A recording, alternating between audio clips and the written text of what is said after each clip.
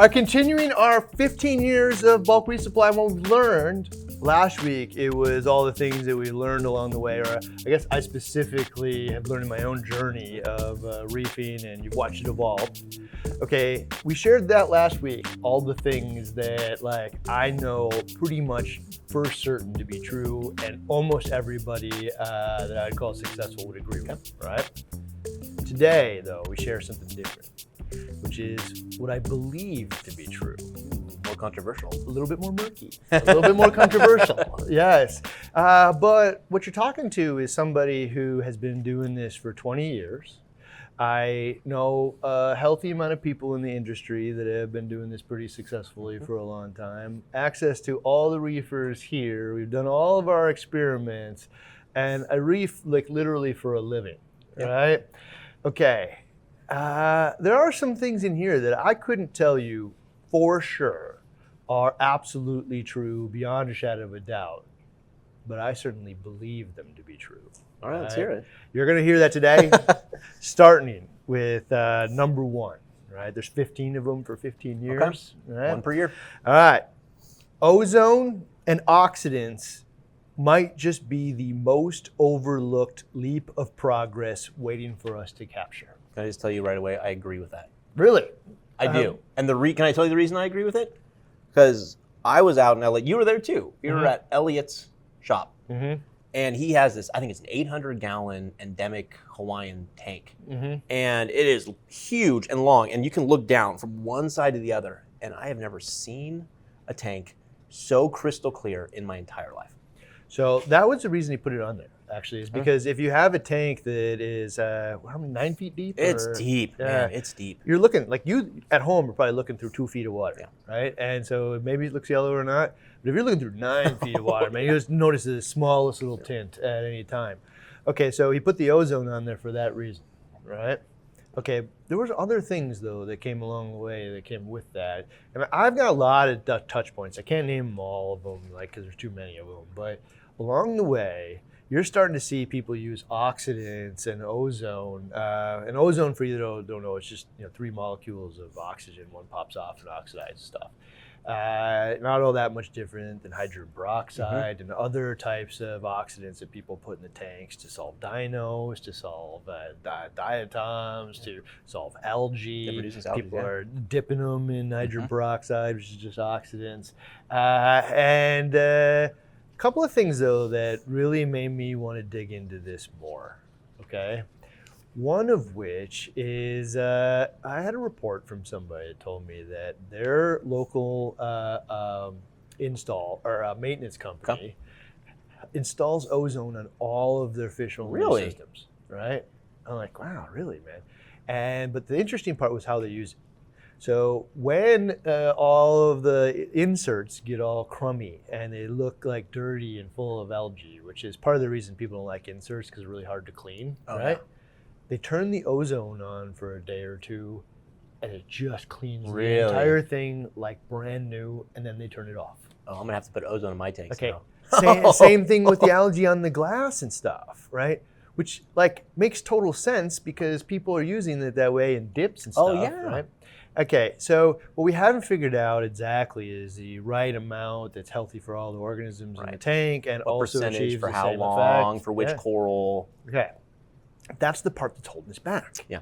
But part of the reason that we're not exploring it is because it isn't as public knowledge of like all the benefits, right? Oh yeah. Okay, so another thing is people are doing QT dips and stuff with hydrogen peroxide, which is just an oxidant, Absolutely. Right? I would love to see way more data on the use of something like hydrogen peroxide for corals, because I think this could be a really big way for us to keep our tanks clean. So yeah, peroxide. People are using peroxide for all kinds of things. I used to use it on like the hard part. I would just get out a little dropper and I use it on the hard part of the coral. It worked amazingly well. So I believe that we're going to find out that ozone is one of the really important ways to actually combat a variety of problems in the aquarium. I don't know what they are yet, how we're going to use it exactly. But one of the things that I strayed away from ozone is safety in your house, right?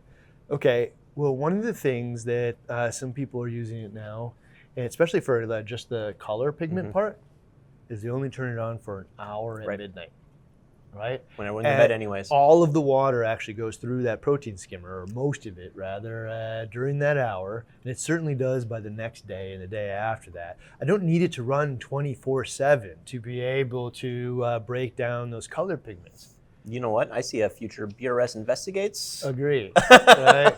To be honest, man, I bought Ozone You did? today. We'll put it on the 360. That's awesome. Yeah, because I want to know. Can't wait. Document it. There's some orange garbage that's on the rocks. The water is somewhat yellow, and I want to know, does it solve these Stay tuned, things? everyone. We're going to find out. Okay, so you're asking me what I believe. I think that you're going to find out that ozone and oxidants in general are a major way forward in a variety of different things on the tank. Next thing that I believe this one wholeheartedly. You heard it a little bit in the previous one, but pH first. SPS tanks will be the future in 10 years for sure. 5 years if we want to speed up the progress. Okay. Really? pH first, meaning that is the primary chemistry concern that you have with the tank will be pH. Secondary will be alkalinity, calcium, magnesium. Wow. That's kind of shocking to me. Yeah. And the reason before that, and I don't want to go back in because you already heard it all in the last episode, but there's tons and tons of peer-reviewed science on how the corals just grow way faster, they're less brittle, they're less susceptible to bleaching, they're less likely to die, all kinds of different things at 8.2 to 8.3. Yeah. They may survive, be brittle, stunted, biology stunted, lower, but they'll thrive at this level. And that might be the reason that some people do it. The other reason is I think that it will be fairly well documented that it's also the reason why some people have little 1-inch corals at a year and they go to 1.5 at 2 years, and other people have a whole colony in that same period of time. Oh, I mean, I can tell you that this whole winter I dosed kalkwasser and is the most coral growth I've ever seen because I kept my I kept my pH from 7.8. Now I keep it between 8 and 8.1. It's not perfect, but that little bit makes a huge difference. So we're doing 52 weeks of reefing season 2, probably starts in January. You're going to see in there the supporting science to all of this, and then save your opinion for that. When you see the supporting science, I think you're going to agree that for sure in 10 years, this will be where we land. It should be actually 2, 3, 4, 5 years because it's just that we have to get enough people sharing the same counsel to change the trajectory of how we do this. All right. The next thing I believe, this one I believe probably more than all the rest of them, is that diet is our biggest failure and also our biggest opportunity.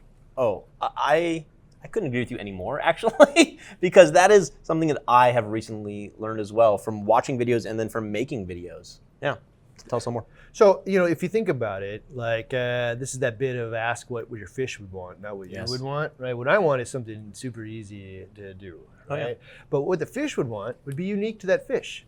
So if I asked a hawkfish, he'd say, I'd like a high protein, high fat, meaty diet because I'm an ambush predator. If you asked a angelfish what it would like, you'd say, I would like a high fiber, high carbohydrate diet of sponge. If you asked an anthea what it would like to eat, most of them would probably tell you, I'd like a high protein, high fat diet of calanus and tiny little bugs, One of the things, I think that's exactly it. One of the things I learned is just because your fish eats it doesn't mean it's the right food for them. And that is honestly something I learned in the last year and a half because I would just put TDO pellets. That's all I would feed every day. That's it. And everybody would eat it. And then I would see one of my antheas waste away and die. I'm like, oh, what's going on? Or you'd see something like a tang, not looking healthy. Well, yes, they might eat it, but they're eating it because they're starving because you're not feeding them the right thing.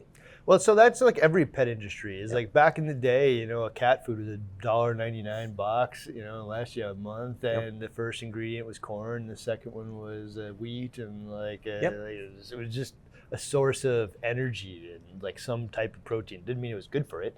Well, that's evolved. you know, in a whole different branch of ways. Oh, yeah. Okay, but it's the same thing for the fish now, like those anthias, the calanus, but also fish eggs, things they would naturally encounter, you know, and eat out of the water column. The yellow tang, all it eats is algae all day long, man. It might encounter like a meaty treat once in a while. That's like a one-off. Yeah, but it eats fiber and it eats carbohydrates via plants. That's what it eats, man.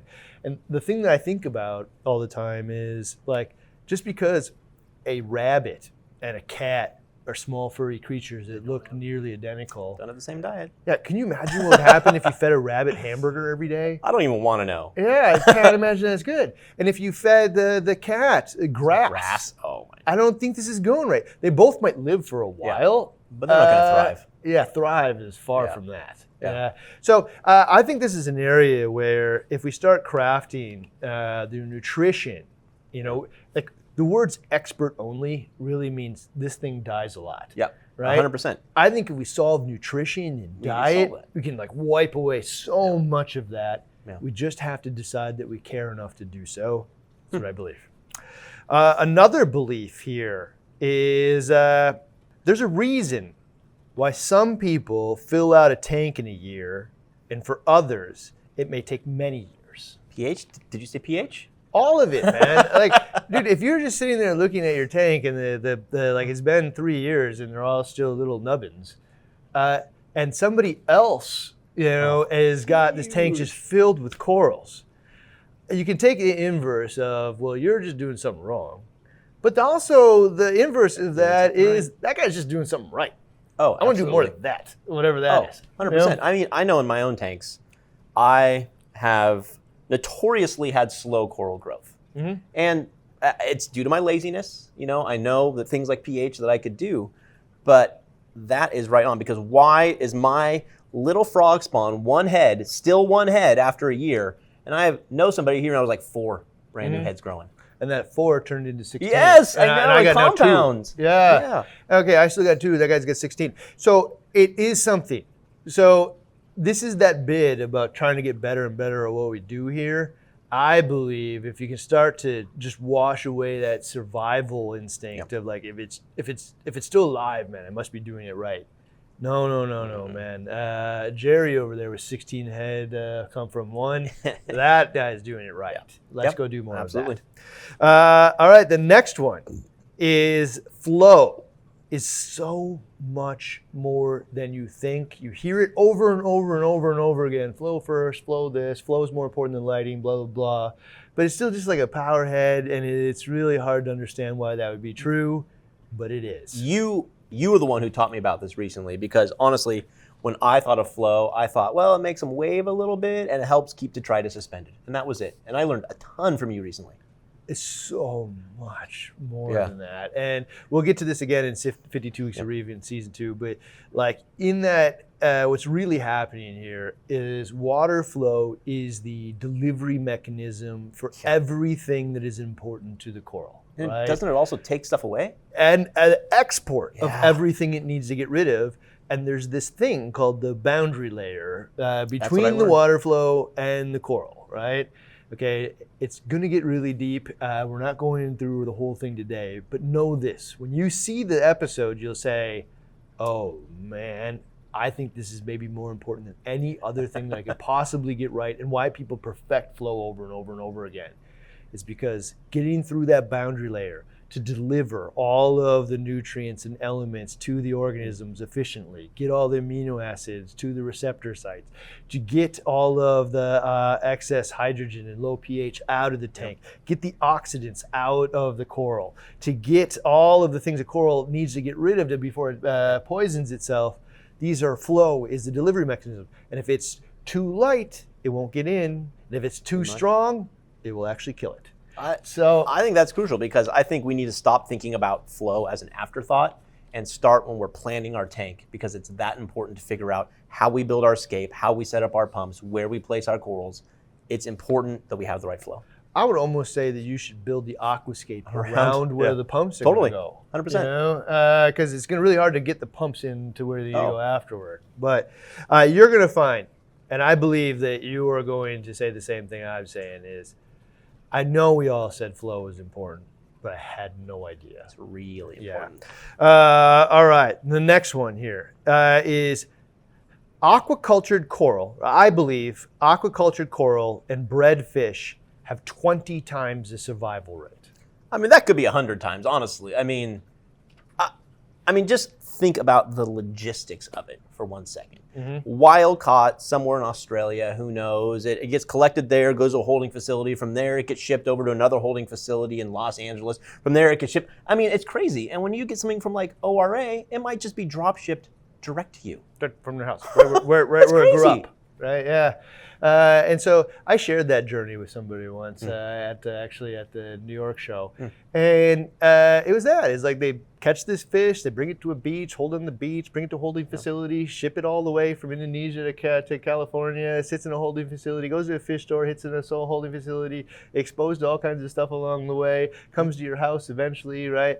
Okay, so versus captive bred, which is largely either sent directly to the fish store where you bring it home, or directly to your house from the place that it was born. Oh, they're already accepting the right kinds of foods. They're usually pest-free. I mean, everything about it is better. Grew up in an artificial environment, on artificial foods. Used to it. Right? Corals the same way. The corals weren't plucked out of the ocean. They were grown in an artificial environment, artificial flow, water quality, light, and they're thriving. Well, and you can replicate them. If you buy something from like Worldwide Corals, well, guess what? You can go online and they will show exactly what they do for those corals. So just do the exact same thing, and then it's like the same thing. I bet you I would go as far as to say, the reason I said I made up 20 times, because it's just a belief, but it's probably in that neighborhood, that captive bred shipped direct from ORA or somebody to your house, man, probably like a few percentage mortality rate, really low, man. Like one of the shipping companies had to screw it up. Yep. Okay. The one that went through all that garbage, it could be as high as a 90% mortality, right? Well, I've actually spent some time at a couple of the wholesalers in Los Angeles, and they didn't want me filming, largely because when you're there, you see the mortality. Yeah, it's not a good sight. No, it's not a good sight. Yeah. Okay, so why that's important is also at your house now, this captive bred thing that grew up in a captive environment, coral or fish, will go one step further and say, what is the 12-month likelihood that it's going to survive in the captive bred stuff from a good captive bred facility anyway, and assuming that you're doing this right at home as well, has a really high likelihood of making it, right? You had to have messed up, man. So the reason I share that is because, like, I don't think that we promote the captive bred and farmed coral and all that stuff like enough in the hobby. I'd almost go as far as to say it just doesn't seem like an attractive thing to a lot of people for some reason. But like, sometimes it's more expensive, but sometimes it's not, you know? And so if you think about it, like, what would you want from a pet? You know, like I want one that thrives and I want to feel good about how it was produced, you know? Absolutely. And I want it to be cheap. And if I can, you know, not have to buy it 5 times, that's definitely cheap. Oh, for sure. Yeah, so just know that, man. When you're making decisions and deciding who to support, and you're out there, you know, the support can be because you're buying it, or just because you're like sharing information with other people. Like, captive bred stuff and farmed stuff is the future. Let's embrace it. And the more we support it, the more you're going to see it. And the more offerings you'll get too. Yep, absolutely. Yeah. All right. Next one. I believe, this one has changed over time. I believe that critters are the best for cleaning sand. I 100% agree. I used to watch your videos, and I used to clean my sand bed all the time, and I just saw plumes of stuff coming up, and then it just, I always had problems. Now, in one of my tanks, I haven't touched a sand bed in a year and a half, and I have some snails. I have a sand sifting goby, and it's perfect. Okay, so it's a double-edged sword.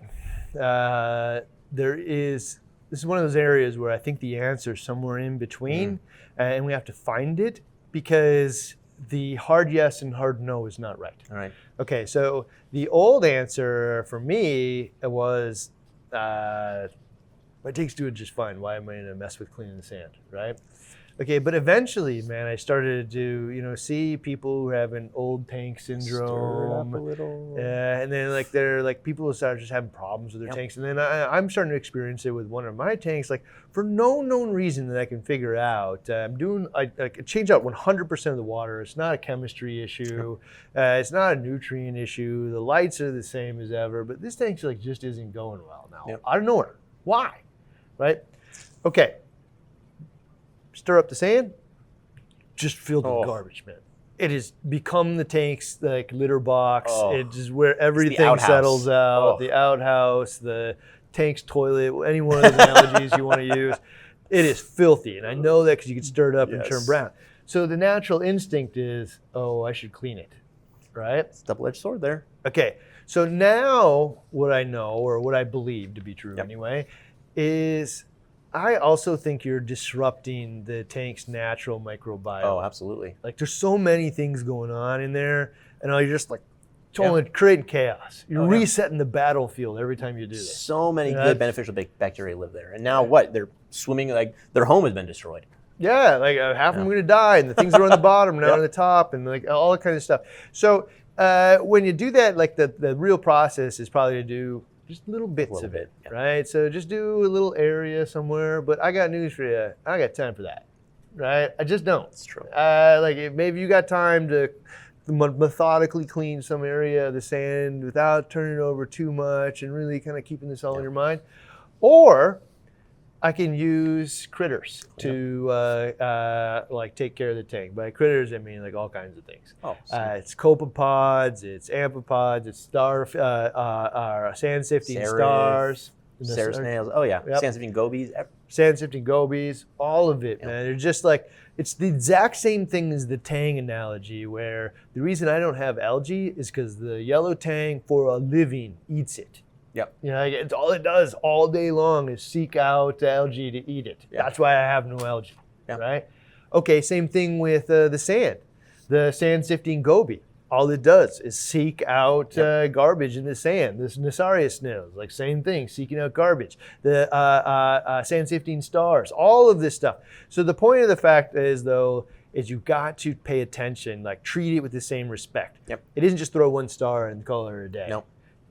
To have a multi-pronged approach to keep the sand clean, and then you get the best of both worlds. Is the answer somewhere in between? No, we don't want a tank's toilet. No, we don't want to be constantly disrupting the biome in the entire tank. Let's do little patches every day and have these guys do it for me. And no, it's not a one and done sort of thing. You're going to have to purchase new livestock over time because snails don't have the longest lifespan in my experience.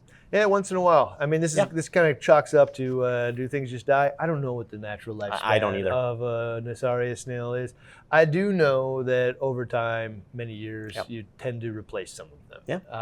And it is in the benefit of everything else out there. It'd be great if we could figure out why that happens and solve that as well. Next one is the future. Oh, man. This one's going to poke some bears. Let's do it. Okay. I believe the future of lighting means embracing that par wars was the most significant setback that this hobby has ever experienced, and we can only blame ourselves. I can feel my temperature, my blood rising. I've spent so much time thinking about par. What do you mean? I mean, some of you may not know what par wars was because you weren't around for this. But back in the day, man, we just used a bank of T5s or some halides over the tank, called it a day. Yep. Plugged it in, man, it was done. Right? Big blanket of light, right power zone, man, done. Okay. Eventually LEDs came out. And LEDs are cool, right? They're small. Phone apps. Kind of sexy. The fixtures are nice too. Right. Okay, so this is one of those bits when we get back to what do I want? What does Efficient Coral want? Well, I want a fun phone app, and I want a compact light source, and I want all the adjustments, and I want all this other stuff, and I don't want to replace T5 bulbs. But if I asked the Coral or what it wanted, it said, I want a big blanket of light in this par zone, and the thing that you had before is working just fine. Yeah, 100%, right? That's That's why some of us old people still love compact fluorescents. We still love them because it's just a plug and play, and it's beautiful. Boom, it's done, man. It was so easy. Okay, So then, because of that, we're going into the LED like par wars, and we're trying to figure out like what is the right solution. And all the tests from all the experts do one thing for the most part, which is get a 2-foot grid and suspend a light 2 foot above it, and then test for the most par. Yep. Because at that point in time, for some reason, more par was better, right? More horsepower. I got more 800 better. par at the bottom. Yeah. Okay, well, you know the easiest way to cheat that test is make increasingly focused lenses to beam it down like a laser beam. Like a 20% lens. Yeah, 20 okay. degree. Okay. That thing happens to be the exact opposite of what the supports the biology of the animal, which is a big blanket of light. Yes. Right? Focusing it down. It totally misrepresents the fact that we have a glass box of water that reflects it all over the place, and it's way better at super wide angles. Yeah. Right? Well, and I don't think you're saying, okay, that means I have to buy like 5 hydras or something. What you're saying is like there are other ways to accomplish that same goal. If you just have a prime, but you want more, then how about buy a couple inexpensive strips to put on the side? It's going to fill in that tank a lot, right? Yeah, so we're actually doing like a LED or lighting episode of Investigate. You guys will see it probably pretty soon here. And in that one, we're testing about 40, 50 different configurations of lights. And you will see that universally true, which is the bigger lights just outperform the other ones. But it doesn't always have to be big. Almost the exact same performance can come from having just your normal module you already own and then putting a couple of fill lights on the side. Yeah. And almost the exact same performance, and you get to maintain a lot of the same benefits. So the big part of this, though, if we want to move forward, it wasn't the phone app that made the biology better in the tank. It wasn't a super compact light source. In fact, that's kind of at odds of biology. It's not any of those things, man. The fish and coral didn't want that, man. We did. Yeah. So if we want to embrace, man, that par wars was one of the biggest setbacks that we had for the biology of the tank and from a technology perspective, and we now need to get back to kind of where we were, and we are now. Just have to figure out how to use them correctly. It means embracing, man. Embrace the fact that we screwed it up. Yep. And now, man, together. And who do we blame for screwing it up? I was going to say you, but... Okay. I feel pretty adamant that I've been pitching T5s and fill lights and stuff forever. But at the same time, what we really have to blame is ourselves, because it's not, everybody was making all of these things. They were making 3-point lighting and fill light, and they're making fixtures and modular fixtures, and they're making all kinds of different things. The things that won were the things that people bought. Yeah, of course. And we wanted cute little sexy things with a phone app. And so we bought those things. Yeah. And those things became the winners. Okay, time to fix that, embrace it, we'll move forward. I believe this wholeheartedly. Lighting episode, 52 Weeks of Reefing Season 2 coming up as well. You can see it all in the data. The data, though, you'll see in just actually this Investigates that's coming up. I don't think anybody will need to see anymore. No. It's become so obvious. All right. Next one. The livestock end of the hobby needs a BRStv. Oh, yes. Why are these animals cool, and how do I care for it? Okay, let's just be honest here. I feel like I know quite a bit, but I'm intermediate. I feel like you know quite a bit more. But the people who are around fish every single day know astronomically more than both of us combined. And I just wish there were some more channels out there, some more local fish stores that produce this content because, man, there's a huge deficit in the hobby right now. I think of Worldwide is one is doing it. Also, like Tidal Garden? Tidal Gardens and Than. He is the king of this. Right? He is, but he's focusing on corals. We need so much more about different kinds of fish as well. All of it, man. The whole gambit. And the reason I chime with you all the way is the best source of this information is I do system design and science and biology all day long, right? That's what I do for a living here, right? Okay, I'm surrounded by all the gear. We test all the gear in every configuration. Now, the opposite of that is true at the coral farms, at the wholesale facilities, and at the local fish store. Those places, those people deal with the animals all day long. And I hate to say it this way, but they see every single variation of sick to the most healthy possible thing and how to do that, what environments they thrive in. They know how it's going for their clients, the people that come in and buy these fish from them, and they have more data, more life experience than any of this. I couldn't agree more. I mean, if Ryan and I can become YouTube people, then you can as well. If you work at one of those places, go back and look at Ryan's old videos, go back and look at my old videos. We're terrible at this. But you know what? We stuck with it and we learned, and I just would encourage anybody who even has an interest, start making those videos and start uploading them, because there's just a huge need for it in the hobby. I actually begged Elliot to do this last week. Oh, right? He's so good at it. I don't know if he'll do it or not, but I begged him to do it last week because there are fish videos out there, and they generally look like this. This is XYZ fish. It came from this area. It was first discovered in 1942 by whatever. It tends to breed this time of year. That's just not the info we need as hobbyists. Yeah, what's a diet? What does it look like when it's healthy? What does it look like when it's not healthy? What are its peculiarities? What habitat does it need? That's what we need. I just feel like if you could show me why this is cool, like some behavior that it has and what it does, and difference between a male and a female, maybe just kind of pull me into like why this is a very unique, cool butterfly, and then to tell me, hey, dude, this tank size, and not tank size based on I want to sell it to you, which is always fudged down. Like this thing could live in this thing for 2 to 3 years, and after that, you're going to need this size. Yeah. This is what it eats. This is what its habitat is. This is the type of fish that it absolutely will not get along with. This fish needs, like the Morris Idol, an isolation box. When you put it in there, first 2 weeks, it can't be pestered by the other fish, right? But then you pull it off and nobody cares, right? If you could give me the information that says, this is how you care for this unique animal, and this is why it's powerful and beautiful, that channel, man. Oh my gosh. Yeah. If you're interested, you can have a big channel if you can start producing that, because that is needed in this hobby. Well, preferentially, man, like a bunch of them. Yes. Yes. Why not? Let's move into another thing. So I believe one of the things that's missing, man, is the livestock version of BRStv. Somebody make it happen. I'd like to say that we will, if nobody else does, but beat me to the punch. Yeah, absolutely. Yes.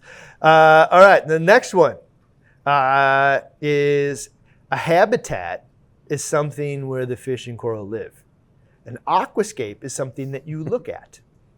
You can have it both. Yeah. Yes, I think that is very true, because how many of us have just, first of all, just like stacked a whole bunch of rocks, like that's so easy. You can put some corals on top. That can work for some people. I don't want to say that's a terrible thing, but you need to think about both. You need to think about your tank, your scape, the flow, but also what do those fish and those livestock need to thrive? Okay, that tank right there, stacked. First tank before me, stacked. That's just the way you did it, right?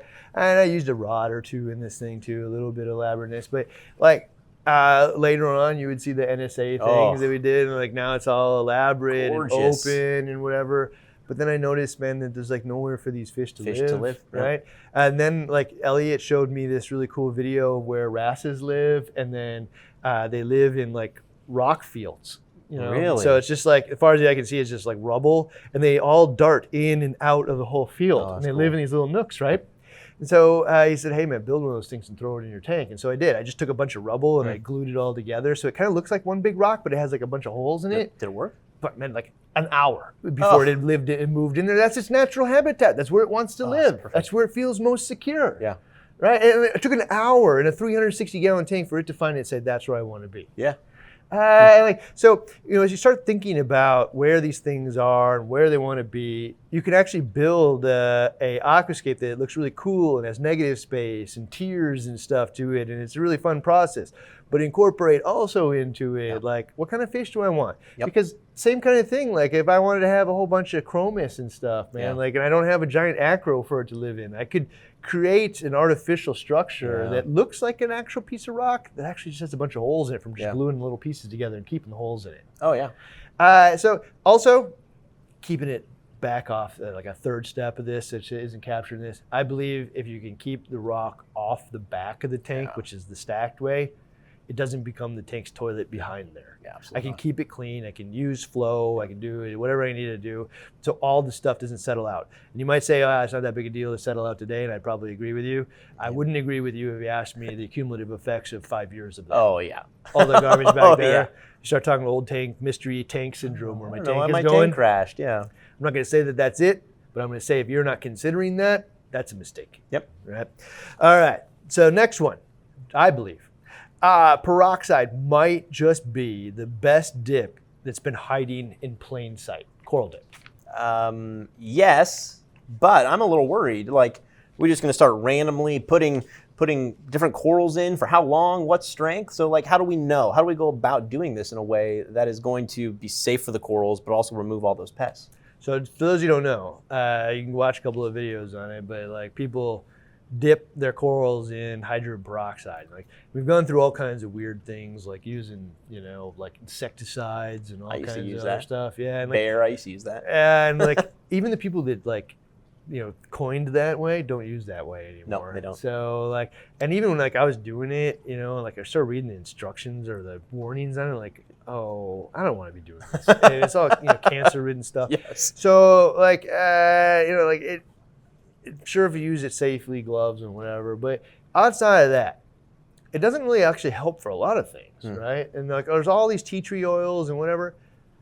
The hydrogen peroxide, you dip it in there, all the algae on there, gone, man. Yeah. 2-minute dip, and the stuff just dissolves, disappears. You can see it. It's like an immediate result. Yeah, dude. Like tomorrow, that thing will look clean. Like it will look clean when you're done, Yeah. but it'll be crystal clean by tomorrow. Yeah. Right. Like when you put it in the tank, right? It'll all have just gone. Okay.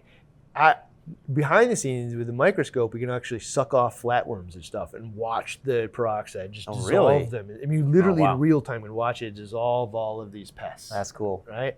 Okay. So peroxide's a double dip, which means it is a heavy oxidant, right, which is destroying all that organic matter. The second thing it is freshwater. Oh yeah. So it's bursting all the cells, as a like a salinity difference, right? So it's a freshwater dip and oxidant dip in once, and so I would call this an aggressive dip, right? Oh yeah. And I'm nervous about what corals will survive it because like lots of them do just fine, right? So we decided to test it like a couple of months ago. We ordered a whole bunch of hammers and different euphyllias and zoanthids and acans and I think some clove polyps and a bunch of different other things, right? I bet. I mean, how many of those survived the dip? Okay, dude, there was like 36 or something of these corals. We lost 2. Really? It was that good? 2.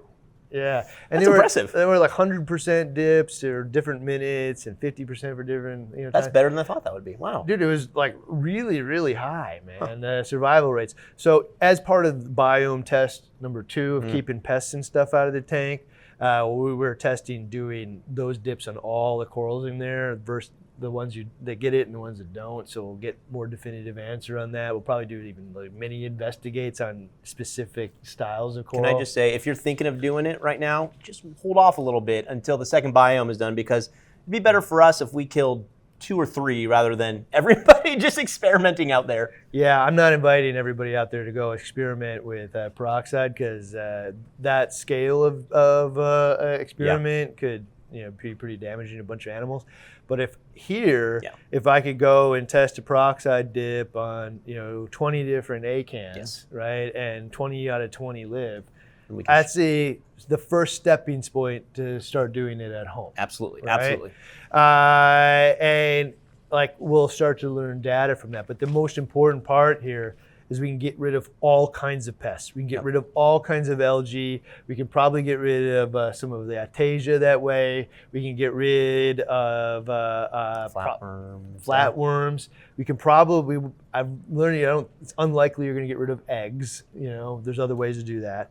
But I think it just might be the dip that's hiding in plain sight. The next one here, this one's gonna be controversial. Okay. Right? I believe that Zeovit was light years beyond us all, and there's something important that we should learn from that. I thought that used to just be like snake oil. Like you had no idea. You're just randomly putting stuff in there. But you're saying that they were actually ahead of their time? Is that what you're saying? That's what I'm saying. And I was taught the same thing. In my local club here, everybody said those little blue bottles are special German snake oil, right? You can have success without them. And that success question, man, it's like we get lost in that again. It's that survival versus thriving, right? Okay, this is why I say that they were before their time, and they knew things before the rest of us did. Okay. Is because they were doing the same things 30 years ago that we're doing today. You know, which is back then they understood that ultra low nitrogen and phosphorus actually prevented algae growth and many other pests in the tank. Right. So an ounce of prevention worth a pound of cure. Right. Let's just maintain ultra low nitrogen and phosphorus. They also knew that by keeping that low, that you would keep the zooxanthellae levels low inside of the coral when the zooxanthellae is brown. Right. So that's what makes a lot of corals just brown. Right? Yeah. So if we can actually reduce the zooxanthellae level in the coral, what we'll do is allow the natural pigmentation and the fluorescence to come through, right? Okay, and they also knew that, by the way, it's ultra low nutrient environment in the ocean too, right? They also knew that that isn't good for the coral because you won't have adequate nitrogen and phosphorus source to build DNA, amino acids, and proteins. Because of that, the corals will look really pale and unhealthy unless you provide those nutrients via these little blue bottles, which are largely amino acids and carbohydrates and things. And they also knew that the corals don't actually just sit there and wait to absorb, like, stumble upon a, amino acid and pull it in. They actually have like active transport mechanisms that will open up and draw the amino acid like in with an electrical charge. Oh, that's cool. And then it closes and reopens on the other side to pump the amino acid into the coral's tissue. The amino acids containing the nitrogen and phosphorus that the animal needs, right? Okay, we would later find out that okay, well, maybe we should have higher, basically everybody would try to emulate that to some degree. Oh, yeah. But they would miss pieces of it. They would go out and ultra low nitrate and phosphate, right? I've done it. And then they'd end up with the poor corals, thin, unhealthy, high mortality rates, because they missed the part about replacing that stuff with the amino acids and nutrients, right? Okay, then we go all the other way to the direction of, well, hey man, let's just maintain high levels of nitrogen and phosphorus in the tank instead, which is essentially polluted water. Then don't you get browner corals? You get browner corals. You'll get the nitrogen and phosphorus as required, but you'll grow more algae and stuff in the tank, and you'll grow more zooxanthellae within the coral, which makes it browner. And now you might say, well, more zooxanthellae is better. The answer is, the right amount of zooxanthellae is better. Whatever the coral needs, and if it's getting its nutrition from the surrounding environment, that's just fine. And I got news for you: in the wild, it's getting the nutrition from the surrounding environment. It's getting the nutrition from pumping the different amino acids and dissolved nutrients through its tissue, capturing prey and whatever, because nitrogen and phosphorus is really low availability in the ocean in a vast majority of reefs. Only the ones considered dirty lagoons are different. I don't want to go down this road today, but that makes me think, if they existed 20 years ago and we didn't listen to them, maybe there's things in our hobby now that we're just not listening to. That's the lesson here, is that we got to accept the fact that sometimes we don't know the things we don't know. And that if we aren't willing to listen to them, we're going to be 20 years, 30 years behind the times. Absolutely. Yeah, so I will tell you, Zeovit still, I'm pumping rocks and I'm doing dosing and stuff, and I may or may not want to do that exact method. But man, is there something to be learned from here, which is ultra low nutrients produces really colorful corals. You can take it one step further and have that pastel look if you use their Zeospur stuff, but that's not the most common way to do it. So you can have a natural looking tank with just low nitrogen and phosphorus. You're not growing algae, you're not growing pests, you're growing the coral, you're adding those things. And on top of that, you're using bacteria and carbon dosing to keep the nitrogen and phosphorus down, which then in turn uses and feeds the bacteria to the coral for sources of nitrogen and phosphorus. This is I mean, the Germans just didn't explain it well, you know, and so it felt like snake oil at the time. Well, there's probably benefits not explaining it, right? Because everybody's going to copy it.